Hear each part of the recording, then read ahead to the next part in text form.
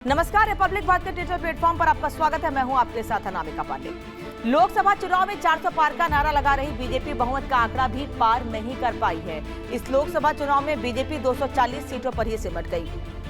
चुनाव के नतीजों से साफ हो गया है कि इस बार पार्टी को उत्तर प्रदेश के साथ ही अन्य राज्यों में भी काफी नुकसान हुआ है।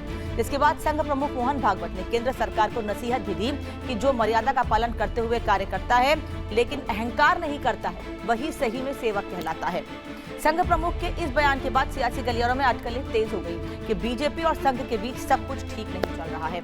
ऐसे में अब अगले महीने होने वाली संघ की समन्वय बैठक पर सबकी नजरें टिकी हुई हैं, क्योंकि इसमें बीजेपी संगठन महासचिव भी शामिल होंगे।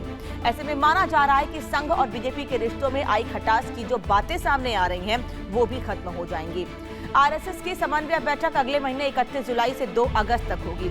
ये बैठक केरल में होने जा रही है। इस लोकसभा चुनाव में बीजेपी ने पहली बार केरल में त्रिशूर सीट पर जीत हासिल करके सबको चौंका दिया है। ऐसे में अब केरल में होने वाली इस बैठक से विरोधियों को एक पैगाम भी जाएगा कि संघ और बीजेपी दोनों के रिश्ते किसी भी तरह की कोई खटास सामने नहीं आ रही है, सब कुछ ठीक है। वहीं इससे बीजेपी को साउथ में अपनी पकड़ भी मजबूत करने में मदद मिलेगी।